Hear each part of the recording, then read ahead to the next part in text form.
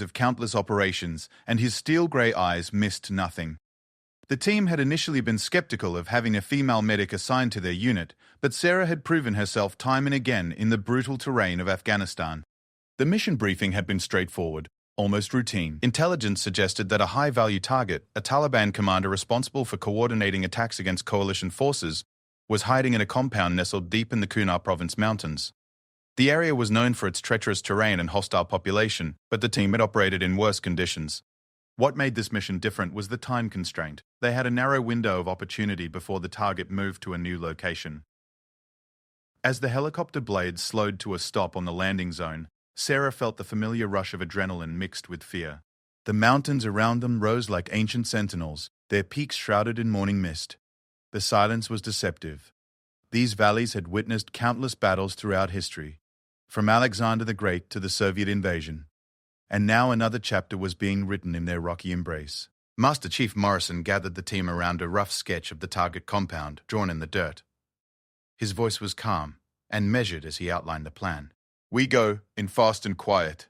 Sarah, you stay with the rear element until we secure the primary objective. Communications stay tight, and remember we're in Indian country from the moment we leave this LZ." The team moved out in a tactical formation, each member knowing their role without needing to communicate. Sarah found herself positioned between Petty Officer First Class David Tank Rodriguez, a machine gunner whose size matched his nickname, and Petty Officer Second Class Kevin Ghost Thompson, a sniper whose ability to disappear into the landscape was legendary among the team. They moved through the rocky terrain with practiced efficiency, their boots finding purchase on loose shale and ancient stone paths carved by centuries of use. The compound appeared exactly as described in the intelligence briefing, a cluster of mud brick buildings surrounded by a low stone wall, positioned on a plateau that offered commanding views of the surrounding valleys.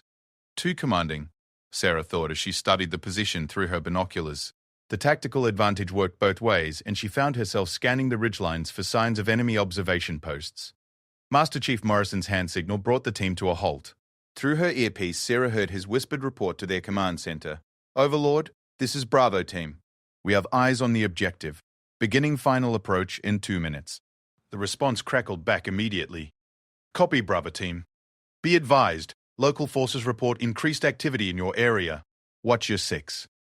The warning sent a chill down Sarah's spine, but there was no turning back now. The mission had taken months of planning and preparation, and intelligence indicated this might be their only chance to capture or eliminate their target. The team began their final approach, using every bit of available cover as they moved toward the compound. The first sign of trouble came from Ghost, positioned on the team's left flank. His voice was barely audible through the radio. "Movement on the North Ridge, approximately 800 meters. Count at least 6 individuals with weapons." Before Master Chief Morrison could respond, Tank's voice joined the radio chatter. "Got movement on the south side too, Chief. This doesn't feel right."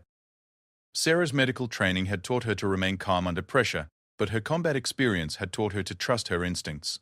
Something was very wrong with this picture.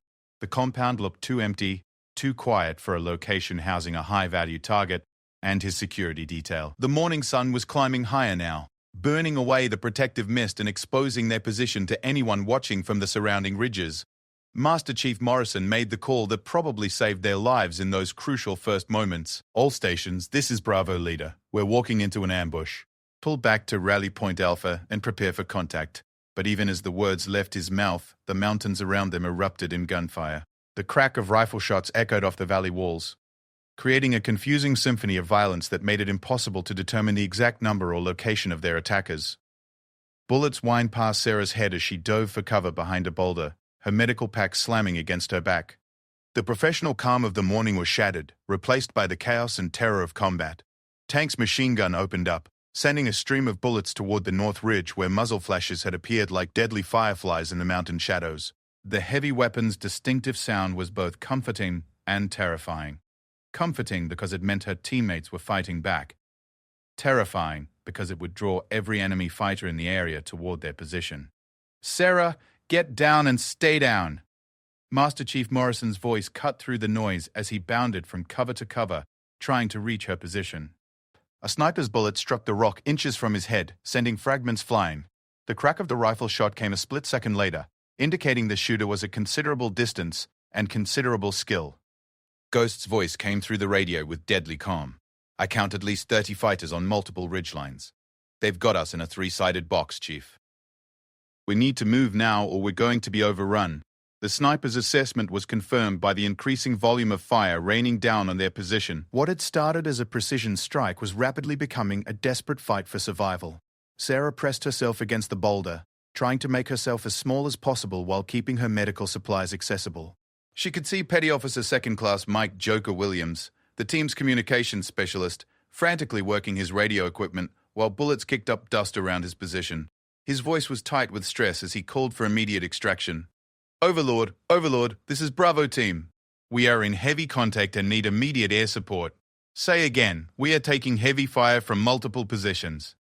The response from their command center was not what they wanted to hear. Bravo Team, no air assets available for immediate support.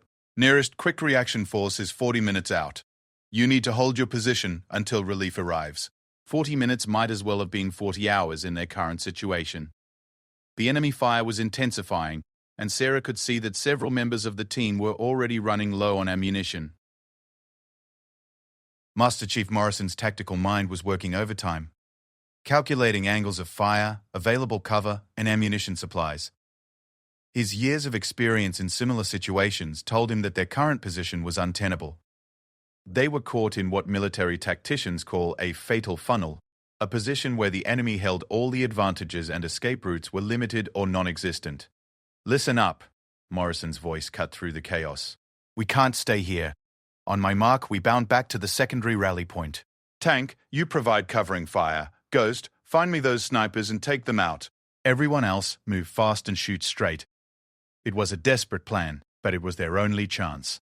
The team began their fighting withdrawal, moving from cover to cover while maintaining defensive fire. Sarah stayed low, her medical pack bouncing as she scrambled across the rocky terrain. She could hear the distinctive whine of bullets passing overhead, and the sharp crack of them striking rocks around her. The sound was both more and less terrifying than she had imagined during training, more because of the immediate reality of death whistling past her ears, less because her training and adrenaline had kicked in, giving her a strange sense of detached focus. Petty Officer First Class Alex Doc Stevens, the team's secondary medic, cried out as a bullet found its mark. Sarah saw him stumble and fall behind a low stone wall, clutching his shoulder. Without thinking, she changed direction and sprinted toward his position, ignoring the increased fire that her movement attracted. Her medical training overrode every survival instinct, focusing her mind on reaching her wounded teammate. The run to Doc's position felt like it took forever, though it probably lasted less than 10 seconds. Sarah slid into cover beside him, immediately assessing his wound. The bullet had passed through the fleshy part of his shoulder, missing major arteries but causing significant blood loss. As she worked to apply pressure and bandage the wound, Doc grabbed her arm with his good hand. "Sarah, this is bad," he gasped, his face pale with pain and blood loss. "They knew we were coming. This whole thing stinks of a setup." His words confirmed what she had been thinking since the first shots were fired. The enemy had been waiting for them, positioned perfectly to catch the team in a devastating crossfire. The sound of helicopters in the distance brought a moment of hope, but Master Chief Morrison's voice on the radio quickly crushed it. Negative on the Birds team. They're taking too much ground fire to land. We're on our own for now. The situation was deteriorating rapidly, and Sarah could see the grim determination in the faces of her teammates as they realized they were trapped with no immediate rescue coming. As if to punctuate their desperate situation, a new sound joined the symphony of gunfire, the distinctive whistle of incoming mortar rounds. The enemy was escalating their attack, bringing indirect fire to bear on the team's position. The first round impacted 50 meters away, sending rocks and debris flying through the air. The explosion left Sarah's ears ringing and filled the air with dust and smoke. "Incoming!" Tank's voice boomed across the battlefield as another mortar round whistled overhead. This one was closer, and the concussion from the blast knocked Sarah to the ground. Through the ringing in her ears, she could hear Master Chief Morrison shouting orders, but the words seemed to come from a great distance.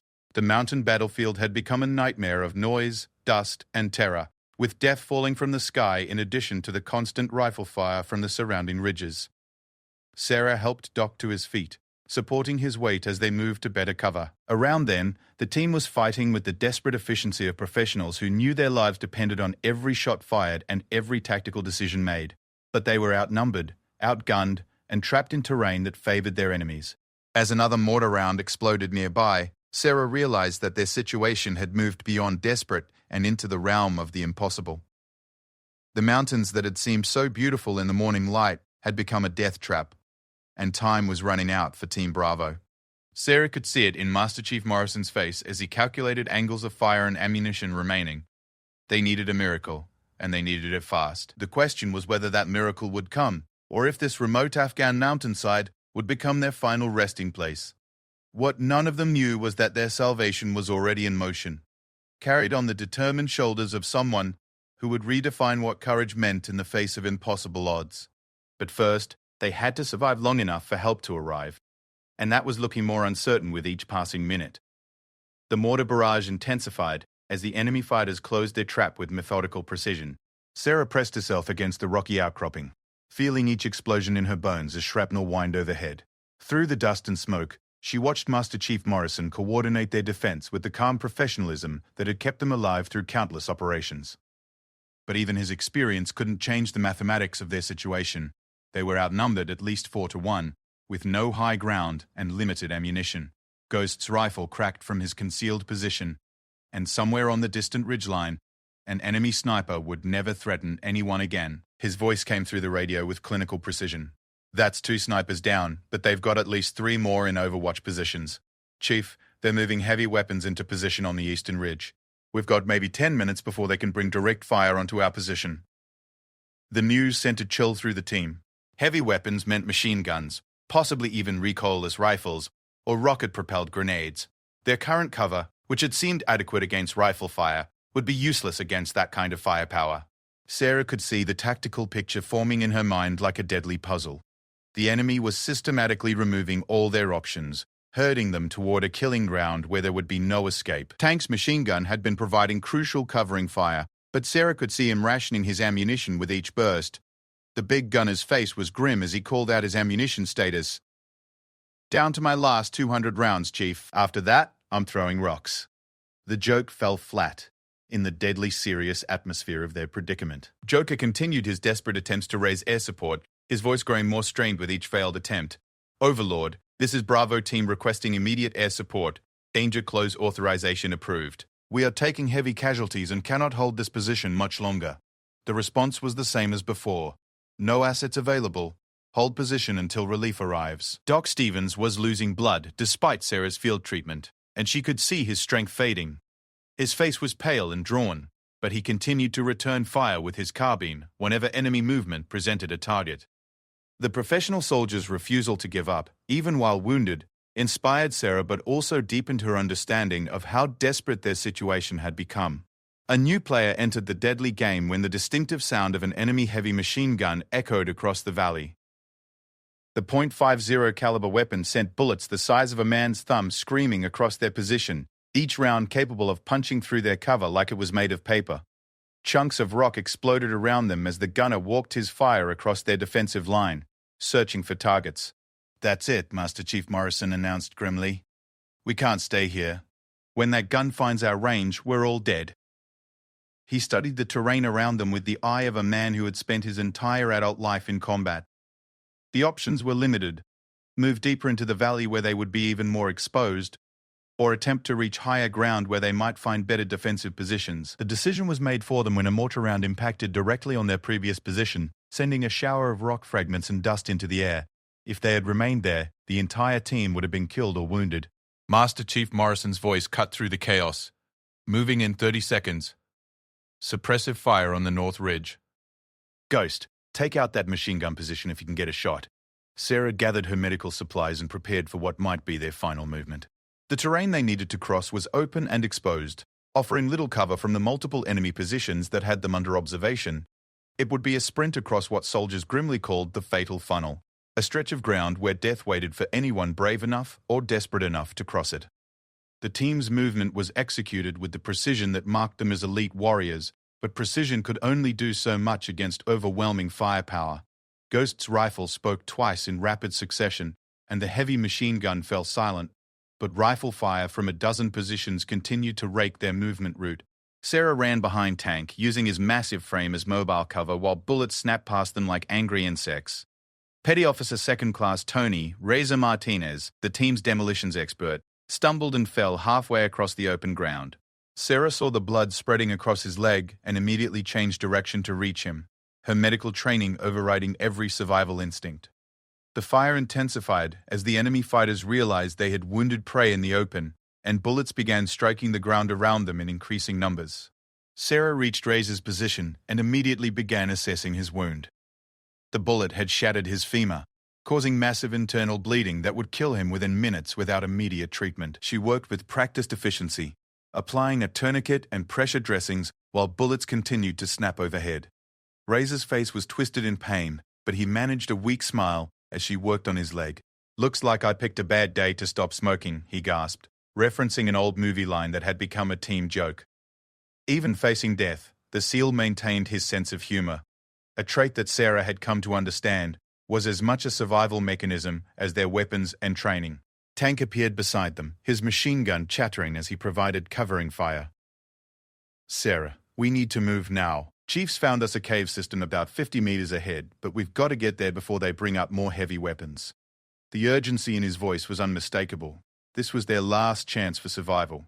Together, they lifted Razor and began the desperate dash toward the cave entrance that Master Chief Morrison had spotted.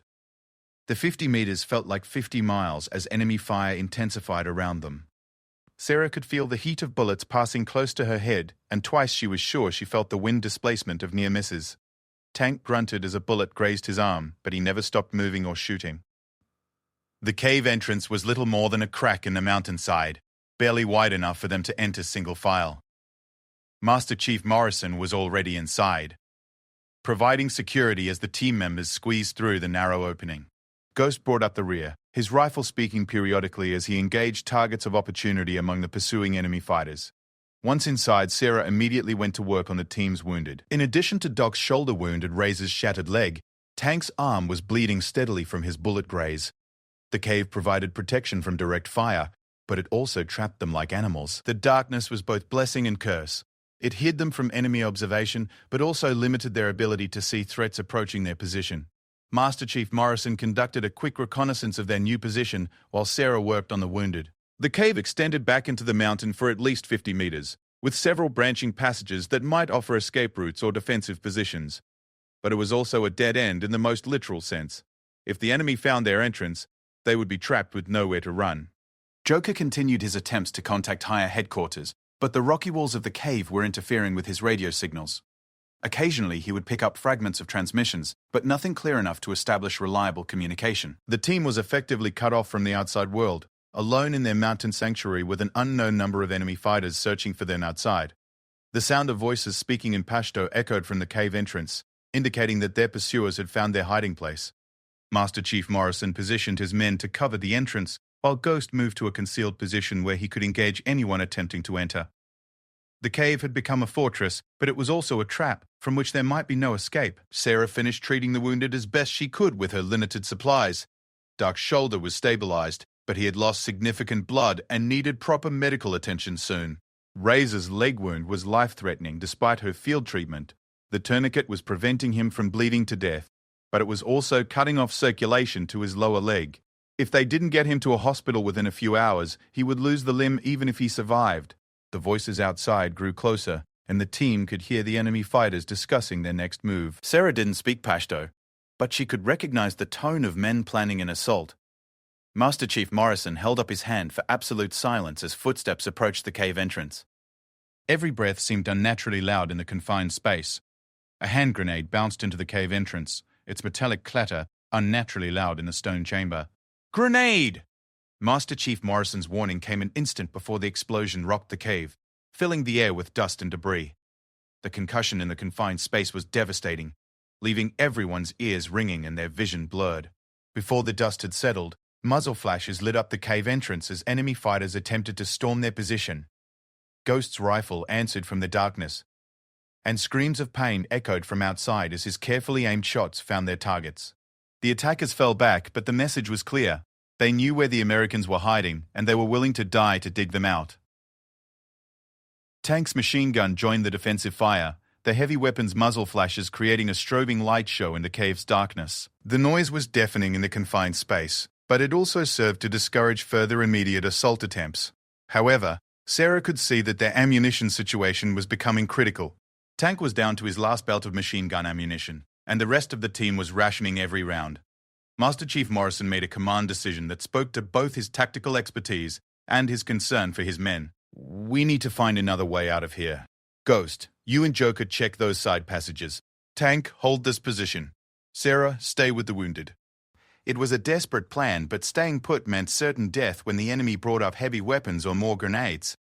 The exploration of the side passages revealed both good and bad news. The good news was that the cave system was more extensive than they had initially thought, with passages that led deeper into the mountain and potentially to other exits. The bad news was that some of the passages showed signs of recent use, including evidence that they had been used as weapon storage locations by the same fighters now trying to kill them. As if their situation wasn't desperate enough, the sound of helicopters approaching from the distance brought both hope and terror. The aircraft could be American forces coming to rescue them, but they could just as easily be enemy reinforcements arriving to finish the job. In their current position, trapped in a cave with wounded teammates and dwindling ammunition, they had no way to influence whatever was approaching. The helicopter sound grew closer, and through the cave entrance, they could see shadows moving across the valley floor. Master Chief Morrison's voice was tight with tension as he tried to identify the approaching aircraft.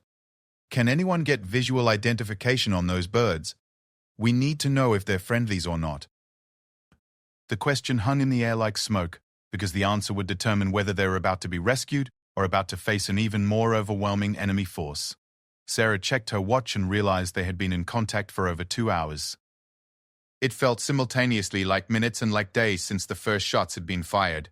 The team's situation had gone from bad to worse, to seemingly impossible, and yet they were still alive, still fighting, but time and ammunition were running out, and she could see the grim acceptance in Master Chief Morrison's face as he calculated their remaining options.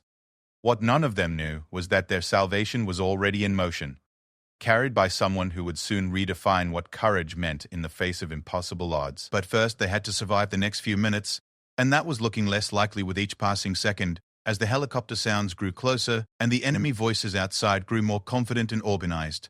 The helicopter sound that had filled the team with both hope and dread belonged to neither American rescue forces nor enemy reinforcements. Instead, it carried someone whose presence on the battlefield would change everything. Major Elena Vasquez, a forward surgical team commander who had been conducting a medical evacuation mission when she received the desperate radio calls from Team Bravo. Elena had spent the last 8 years of her life in war zones from Iraq to Afghanistan, earning a reputation as someone who would go anywhere and risk everything to save lives.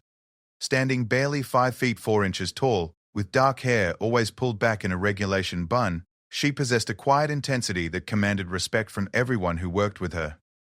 Her surgical skills were legendary, but it was her willingness to operate in impossible conditions that made her truly exceptional. The call had come through the medical communications network just as Elena was finishing a complex surgery on a wounded Afghan police officer. The radio crackled with static and desperation. Any medical station, this is Bravo team. We have multiple wounded and are trapped in a cave system in grid coordinates. The transmission was cut short by the sound of gunfire, but Elena had heard enough. Within minutes, she had assembled a team consisting of herself, 2 flight medics, and a security detail of 4 soldiers. The pilot of her UHSI, 60 Black Hawk, Chief Warrant Officer Marcus Flyboy Johnson, was known throughout the region for his ability to get in and out of impossible landing zones. If anyone could reach the trapped SEALs, it was this team. The flight to the coordinates took 37 minutes, during which Elena studied topographical maps and listened to fragmentary radio reports from the area. Intelligence indicated that a large enemy force had the Americans trapped in a cave system with no obvious escape route. Multiple attempts by quick reaction forces to reach them had been turned back by heavy ground fire, and no close air support was available due to the proximity of friendly forces to enemy positions. As their helicopter approached the valley, Elena could see the tactical situation through the aircraft's windows. Smoke rose from multiple locations where mortar rounds had impacted, and muzzle flashes from the surrounding ridgelines indicated that the enemy force was substantial and well-positioned. The pilot's voice came through her headset. "Ma'am, I can't land anywhere near that position. The whole area is hot with enemy fire." Elena studied the terrain below them, with the eye of someone who had spent years conducting medical operations in hostile territory. The valley floor was dominated by the enemy, but there was a narrow ridge approximately 1 kilometer from the cave where the Americans were trapped. It would require a dangerous approach through enemy airspace, but it might be possible to insert a small team there. Flyboy, can you put us down on that ridge to the north? She asked, pointing to the location on her map. The pilot studied the terrain for several seconds before responding. It's going to be tight and will be exposed to ground fire during the approach. Are you sure about this, ma'am? Elena's response was immediate. Those men are dying. We're going. The approach to the ridge was a nightmare of tracer fire and near misses.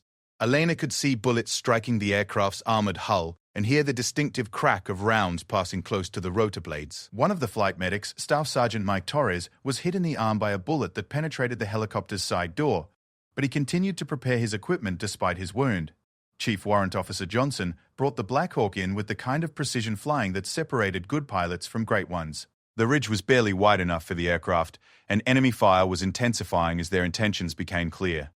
As soon as the wheels touched down, Elena and her team were out and moving, carrying medical supplies and weapons toward the trapped Americans below. The descent toward the cave system was a tactical nightmare. The terrain was steep and rocky, offering little cover from the enemy positions that dominated the surrounding ridgelines. Elena moved with the confident efficiency of someone who had done this before, but the scale of the enemy force they were facing was unlike anything in her previous experience. Sergeant First Class David Kim, her security team leader, provided covering fire as they moved from cover to cover. His voice was calm despite the intensity of fire they were receiving. Ma'am, I count at least 40 enemy fighters in prepared positions. This is a lot bigger than what we were briefed on. Elena acknowledged his assessment while continuing to move toward the cave where the Americans were trapped. The first indication that Team Bravo had of their approaching salvation came when Ghost spotted movement on the northern ridge through his rifle scope. Chief, I've got movement on the high ground. Looks like... Wait, they're wearing American uniforms. The news brought a surge of hope through the trapped team, but Master Chief Morrison remained cautious. In the confusion of battle, identifying friend from foe could be the difference between rescue and disaster. Elena's approach to the cave was detected by the enemy forces, who immediately shifted some of their fire toward the new threat. The decision probably saved Team Bravo's lives in those crucial moments, as it reduced the pressure on their defensive position and gave them time to reorganize. Tank used the opportunity to reposition his machine gun to a better firing position, while Doc Stevens managed to apply fresh bandages to his wounds. The first direct contact between Elena's team and the trapped Americans came when she reached a position approximately 50 meters from the cave entrance. Using a field radio on the emergency frequency, she made contact with Master Chief Morrison. Bravo, Leader. This is Angel 1. I'm Major Vasquez with the medical team. What's your status? Morrison's response reflected both relief and concern. Angel 1, we have multiple wounded and are pinned down by enemy fire from 3 directions. We can't move from this position without taking casualties. Elena studied the tactical situation through her binoculars, calculating distances and angles of fire. What she saw confirmed her worst fears about the complexity of the rescue operation. The enemy had positioned themselves with textbook precision, creating overlapping fields of fire that covered all possible escape routes from the cave. Any attempt to evacuate the wounded Americans would result in them being caught in a deadly crossfire with no cover. Traditional rescue tactics would fail in this situation, requiring something completely different, something unprecedented. Elena made a decision that would later be studied in military academies and debated by tactical experts for years to come. Instead of attempting a conventional evacuation, she would conduct a battlefield surgery operation in the middle of an active firefight. It was insane by any reasonable standard, but it was also the only way to save the most critically wounded Americans. Sergeant Kim, I need you to establish a defensive perimeter around my position. Torres, break out the surgical kit and prepare for emergency surgery. We're going to operate here. Her team members stared at her for a moment before training and discipline took over. They had worked with Elena long enough to trust her judgment, even when it seemed to contradict every principle of battlefield medicine. The surgical equipment Elena carried was designed for field conditions, but nothing in her training had prepared her for operating in the middle of an active firefight. As she prepared her instruments, bullets continued to snap overhead, and mortar rounds exploded in the distance. The cacophony of battle provided a surreal soundtrack to what she was about to attempt. Master Chief Morrison's voice crackled through the radio. Angel 1, you need to get out of there. The enemy is bringing up heavy weapons, and your position is going to be overrun. Elena's response was characteristic in its simplicity. Bravo, Leader. I'm not leaving without your wounded. Hold your position and trust me. What happened next would be talked about in military circles for decades to come. Elena left the relative safety of her covered position and began moving toward the cave entrance, carrying her surgical equipment in a modified backpack designed for forward medical operations. Enemy fire intensified as they realized what she was attempting, but she continued moving with the methodical purpose of someone who had calculated the risks and accepted them. Sergeant Kim and his security team provided covering fire as Elena made her way across the open ground toward the trapped Americans. The distance was only 50 meters, but it might as well have been 50 miles given the intensity of enemy fire. Bullets kicked up dust around her feet and cracked past her head, but she never broke stride or sought cover. The sight of the small woman crossing the battlefield under fire had a galvanizing effect on both the trapped Americans and her own team. Master Chief Morrison later said, "It was the most courageous thing he had witnessed in 23 years of military service." Tank momentarily stopped firing his machine gun just to stare at what he was seeing, before training reasserted itself, and he resumed his covering fire. Elena reached the cave entrance and immediately went to work on the most critically wounded American Razor, whose leg wound was deteriorating despite Sarah's excellent field treatment. Without the sterile conditions of a proper operating room, and with bullets continuing to snap past the cave entrance, she began the delicate process of repairing the damaged blood vessels in his leg. Sarah assisted with the surgery, her combat medic training proving invaluable in the chaotic conditions. Together they worked to save Razor's leg, while the battle continued around them. Ghost provided security for the cave entrance, his rifle speaking periodically as he engaged enemy fighters who attempted to get close enough to assault their position. The surgery took 47 minutes, under conditions that would have been impossible for most surgeons to work in. Elena's hands remained steady despite the constant noise and chaos of battle, guided by years of experience in operating under pressure. When she finished, Razor's leg was saved, and his life was no longer in immediate danger.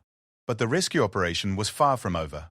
Elena had saved one life, but the enemy force was growing stronger and more organized with each passing minute. What she had accomplished was remarkable, but it was only the beginning of what would become one of the most extraordinary rescue operations in military history. As she cleaned her instruments and prepared for the next phase of the operation, Elena could hear the sound of more helicopters approaching in the distance. Whether they carried friends or enemies remained to be seen, but one thing was certain. The battle for the trapped Americans was entering a new and even more dangerous phase. The approaching helicopters brought both salvation and new dangers as Elena completed her field surgery on Razor's shattered leg. Through the cave entrance, she could see enemy fighters repositioning themselves in response to the new threat, their movements betraying both tactical discipline and growing desperation. The battle had been going on for over 3 hours, and both sides were showing signs of fatigue and dwindling ammunition supplies. Master Chief Morrison coordinated with the incoming aircraft through his radio, his voice carrying the weight of command decisions that would determine whether his team lived or died. "Falcon Leader, this is Bravo Team. We have a medical team on site, but enemy fire is too heavy for immediate extraction. Request close air support to suppress enemy positions." The response crackled back immediately. "Bravo Team, this is Falcon Leader. We have 2 Apache gunships en route, but they're still 15 minutes out. You need to hold until then." 15 minutes might as well have been 15 hours given their current situation. Elena could see that the team's ammunition was running critically low, and the enemy was preparing for what looked like a final assault on their position. Tank's machine gun had fallen silent, his last belt of ammunition exhausted, and the other team members were down to their final magazines for their carbines. Elena made another decision that would be studied in military academies for years to come. Instead of waiting for air support that might arrive too late, she decided to create her own solution to their tactical problem. Drawing on her years of experience in conflict zones and her understanding of battlefield psychology, she began to formulate a plan that was both brilliant and completely insane. "Sergeant Kim, I need you to gather all the smoke grenades and flares we brought. Torres, break out the emergency medical supplies and prepare for mass casualty treatment. We're going to change the rules of this engagement." Her team members exchanged glances but began following her orders with the trust that came from years of working together in impossible situations. Elena's plan was based on a fundamental principle of battlefield medicine that she had learned during her residency training. Sometimes the best way to save lives is to take calculated risks that others wouldn't consider. She had seen it work in emergency rooms and field hospitals, and now she was going to apply the same principle to a tactical situation that conventional military doctrine said was hopeless. The first phase of her plan involved creating a massive smokescreen that would blind the enemy fighters and provide concealment for movement. Using the smoke grenades her team had brought, combined with additional grenades from Team Bravo's supplies, she began to lay down a wall of smoke that stretched across the entire valley floor. The thick, grey smoke billowed across the battlefield, reducing visibility to less than 10 meters in most areas. Master Chief Morrison immediately understood what Elena was attempting and began coordinating his team's movements to support her plan. Ghost, you and Joker move to the East Cave entrance. Tank, you and I will cover the main entrance. Sarah, stay with the wounded and be ready to move on my signal. The team moved with practiced efficiency despite their exhaustion and wounds. Elena's next move was even more audacious. Using the cover provided by the smokescreen, she began moving toward the enemy positions on the northern ridge. Her goal was not to engage them directly, but to create confusion and panic that would disrupt their coordinated defense. Sergeant Kim and his security team provided distant overwatch as she disappeared into the smoke-shrouded terrain. The psychological impact of Elena's approach was immediate and devastating to enemy morale. The Taliban fighters had been confident in their ability to overwhelm a trapped force of Americans, but the appearance of additional forces in their rear area created uncertainty and fear. Radio intercepts later revealed that many of the fighters believed they were facing a much larger American force than was actually present. Elena used this confusion to maximum advantage, employing techniques she had learned from special operations units she had worked with over the years.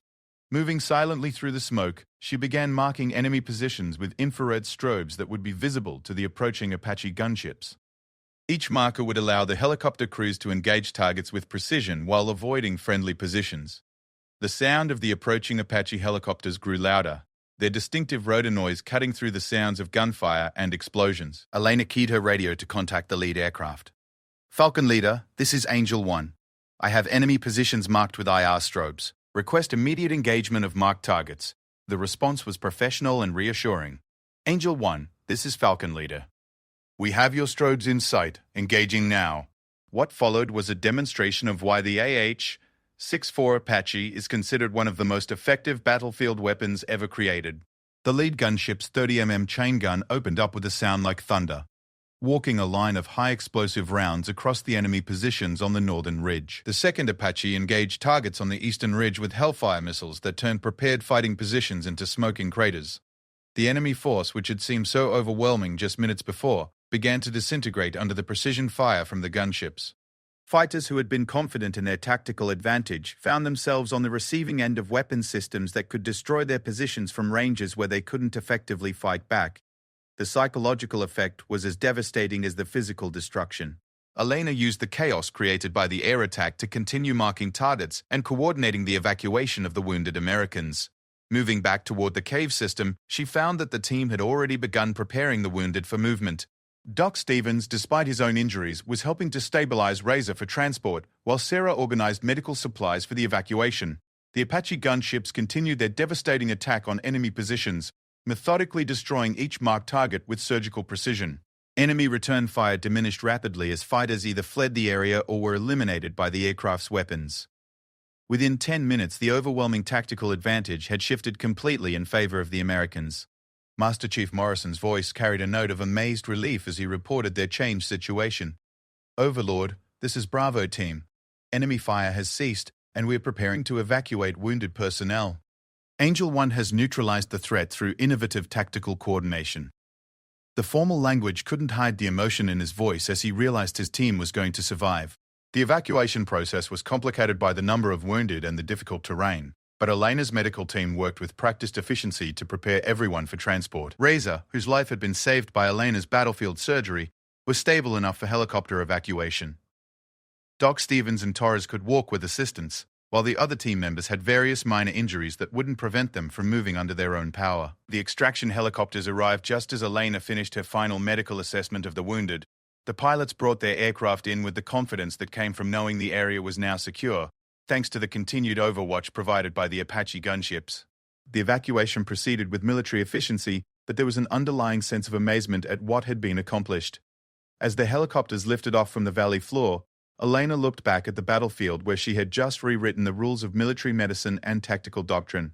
The cave system that had been a death trap just hours before was now empty, its former occupants safely aboard aircraft heading toward proper medical treatment. The enemy force that had seemed so overwhelming had been defeated by a combination of courage, innovation, and superior technology. Master Chief Morrison found Elena during the flight back to base and simply said, "Thank you." The two words carried the weight of everything that had happened, and everything that could have happened if she hadn't made the decision to risk her life for strangers. Elena's response was characteristic in its simplicity. It's what we do. The debriefing that followed would become legendary in military circles, not just for the tactical innovations Elena had employed, but for the courage and decision-making that had made them possible. Senior officers struggled to categorize what had happened. It didn't fit neatly into any existing doctrine or procedure. It was something new, something that challenged traditional thinking about battlefield medicine and tactical operations. What Elena had accomplished went beyond saving lives, though that would have been achievement enough. She had demonstrated that courage and innovation could overcome seemingly impossible tactical situations, that the rules of warfare were not fixed and immutable, and that sometimes the best solution to a military problem was to think like a doctor rather than a soldier. The story of what happened in that Afghan valley would spread throughout the military community and beyond, inspiring countless others to look beyond conventional solutions when faced with impossible problems. But for Elena, it was just another day at work, another opportunity to live up to the medical oath she had taken to do no harm and to heal wherever healing was possible. The impossible had become possible through the actions of one person who refused to accept that some situations were hopeless. In a war zone where death was a constant companion, Elena had proven that life could triumph over death, hope over despair, and courage over fear. The legend of the angel of the battlefield was born in those crucial hours, but for Elena, it was simply what any doctor would have done when faced with dying patients and impossible odds. 3 months after the Valley battle, Elena sat in a sterile conference room at the Pentagon, facing a panel of senior military officers who were still trying to understand exactly what had happened in those crucial hours in Afghanistan. The formal inquiry was not punitive, quite the opposite. The military leadership wanted to understand how Elena's actions could be incorporated into future training and doctrine. General Patricia Williams, the Army's Deputy Surgeon General, led the questioning with professional curiosity rather than criticism. Major Vasquez, your decision to conduct surgery in an active combat zone violated numerous established protocols for battlefield medicine. Can you walk us through your decision-making process? The question was asked with genuine interest in understanding the thinking that had led to such an unconventional solution. Elena's response was measured and thoughtful, reflecting the months she had spent analyzing her own actions since returning from deployment. Ma'am, conventional protocols assumed that evacuation to a secure medical facility was possible. In this case, that assumption was incorrect. The choice was between attempting surgery under impossible conditions or allowing multiple Americans to die while waiting for conventional solutions that weren't coming. The panel included combat veterans who understood the realities of battlefield decision-making, but Elena's actions had challenged fundamental assumptions about the limits of battlefield medicine. Colonel James Rodriguez, a surgeon with extensive combat experience, posed the next question. The surgical conditions you describe would be considered impossible by most medical standards. How did you maintain the precision necessary for such delicate procedures? Elena had thought about this question many times since the incident. Sir, surgical training teaches you to adapt to less than ideal conditions. But combat medicine requires accepting that the alternative to imperfect treatment is often death. I had performed similar procedures under challenging conditions before, but never in active combat. The key was focusing on the patient rather than the environment. The questioning continued for several hours, covering every aspect of Elena's actions and their tactical implications. The officers were particularly interested in her coordination with the Apache gunships and her use of smokescreens to provide concealment for her movements. These innovations had proven devastatingly effective, but required a level of tactical understanding that went beyond traditional medical training. Master Chief Morrison had testified earlier in the inquiry, providing his perspective on Elena's actions from the viewpoint of the team that had been saved. His testimony had been emotional and powerful, describing Elena's approach across the open battlefield as the most courageous act I have witnessed in over 2 decades of military service. His words carried particular weight, given his reputation and experience in special operations. The inquiry's conclusions would reshape military doctrine regarding battlefield medicine and the integration of medical personnel with combat operations. Elena's actions had proven that traditional boundaries between combat and medical roles could be fluid in extreme situations, and that innovative thinking could overcome seemingly impossible tactical problems. 6 months later, Elena found herself at the Army Medical Center in San Antonio, Texas, where she was establishing a new training program based on the lessons learned from the Afghan operation. The program, officially designated as Advanced Battlefield Medicine Integration, was designed to prepare medical personnel for the kind of extreme situations that Elena had faced. The training facility buzzed with activity as medical officers and combat medics worked through scenarios that would have been considered impossible just a year before. Elena watched as a team of students practiced conducting medical procedures while under simulated enemy fire, using the techniques she had developed during that desperate afternoon in the Afghan mountains. Reza Martinez had become a regular visitor to the training facility, serving as a living example of what could be accomplished under impossible conditions. His leg had healed completely, with only minimal scarring to show for the traumatic injury that had nearly cost him his life. He often spoke to classes about the experience of being treated in the middle of a firefight, providing the patient's perspective on Elena's innovative procedures. "She saved my life and my leg," Reza would tell each new class of students. But more than that, she proved that impossible situations just require impossible solutions. The enemy thought they had us trapped with no way out, but they didn't account for someone who refused to accept that some problems don't have solutions. His words always had a profound impact on the students, many of whom were preparing for their own deployments to conflict zones. Elena's story had spread far beyond military circles, inspiring medical professionals in civilian settings to reconsider their own approaches to emergency medicine. Emergency room doctors began training for mass casualty situations using some of the techniques Elena had pioneered, and medical schools incorporated her case study into their curricula as an example of innovative problem-solving under pressure. The recognition that followed the Afghan operation brought both opportunities and challenges for Elena. She received numerous awards and commendations, including the Silver Star for gallantry in action, one of the highest decorations that could be awarded for her actions. But the attention also brought pressure to become a spokesperson for military medicine, a role she accepted reluctantly. During a speech at the annual Association of Military Surgeons conference, Elena addressed the broader implications of her experience. What happened in Afghanistan wasn't about heroism or glory. It was about refusing to accept that some situations are hopeless.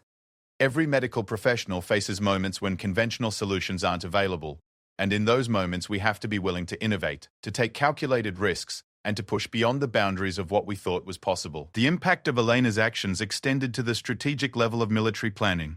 Senior leaders recognized that the integration of medical capabilities with combat operations could provide tactical advantages that went beyond simply treating wounded personnel. Medical teams, trained in Elena's techniques, could potentially turn desperate situations into victories, saving lives while simultaneously achieving mission objectives. 2 years after the Valley battle, Elena received news that Team Bravo was deploying again to Afghanistan. Master Chief Morrison had specifically requested that Elena's medical team be attached to their unit for the deployment, a testament to the trust and respect that had developed between them during those crucial hours in the cave. Elena accepted the assignment without hesitation, knowing that her skills might be needed again in similar circumstances. The reunion with Team Bravo at the forward operating base was emotional for everyone involved. These men had shared an experience that bonded them in ways that transcended normal military relationships. They had faced death together and survived through a combination of skill, courage, and Elena's refusal to accept the impossible. Doc Stevens, whose shoulder had healed completely, shook Elena's hand with obvious emotion. "Ma'am, I've been a medic for 12 years, and I thought I understood what battlefield medicine was about. You taught me that there are no limits to what we can accomplish if we're willing to think differently about the problem." His words reflected the transformation that Elena's example had brought to battlefield medical doctrine. The deployment proceeded with a different atmosphere than Elena's previous combat experience. Her reputation had spread throughout the region, and both friendly and enemy forces were aware of the angel of the battlefield and what she had accomplished. This reputation provided both advantages and challenges. Friendly forces requested her presence for difficult operations, while enemy forces specifically targeted medical teams in attempts to neutralize her capabilities. Elena's second major combat operation came during a mission to rescue hostages held by Taliban forces in a compound deep in enemy territory. The conventional assault plan called for a direct attack, followed by medical treatment of casualties at a secure location. Elena proposed a different approach that integrated medical capabilities directly into the assault plan, allowing for immediate treatment of both friendly and enemy wounded on the objective. The hostage rescue operation succeeded beyond all expectations, with Elena's integrated medical approach allowing the rescue team to save lives that would have been lost under conventional procedures. Her ability to treat wounded hostages immediately upon their liberation prevented several deaths from traumatic injuries, while her treatment of wounded enemy fighters provided valuable intelligence that led to the disruption of several terrorist networks. The success of the hostage rescue operation confirmed what military leaders had suspected since the original Valley battle. Elena's approach to battlefield medicine represented a fundamental shift in how medical capabilities could be employed in combat operations. Her techniques were officially incorporated into special operations doctrine, and she became the subject of intense study by military academies around the world. As Elena prepared to return home from her second deployment, she reflected on the changes that had occurred since that desperate afternoon in the Afghan valley. What had started as a desperate attempt to save wounded Americans had evolved into a new understanding of what was possible when courage, innovation, and medical expertise were combined in extreme circumstances. The legacy of Elena's actions extended far beyond the lives she had directly saved. Her example had inspired countless others to push beyond conventional limitations, to seek innovative solutions to impossible problems, and to never accept that some situations were truly hopeless. Medical professionals, military personnel, and civilians alike found inspiration in her story, using it as motivation to achieve things they had previously thought impossible. Elena's story became a testament to the power of individual courage and innovation to change not just immediate circumstances, but entire ways of thinking about problems and solutions. In a world where conventional wisdom often dictated acceptance of limitations, she had proven that the impossible was simply the untested, waiting for someone brave enough to attempt it. The angel of the battlefield had become more than just one person. She had become a symbol of what could be accomplished when skill, courage, and determination were combined with a refusal to accept defeat. Her legacy would continue to inspire future generations of medical professionals and military personnel, proving that sometimes the most important battles are won not through overwhelming force, but through the courage to try something that has never been done before. Years later, when military historians studied the evolution of battlefield medicine, Elena's actions in that Afghan valley would be recognized as a pivotal moment that changed the fundamental understanding of what was possible in combat medical operations. But for Elena herself, it remained simply what any doctor would have done when faced with dying patients and impossible odds. She had found a way to save lives when everyone else believed it couldn't be done.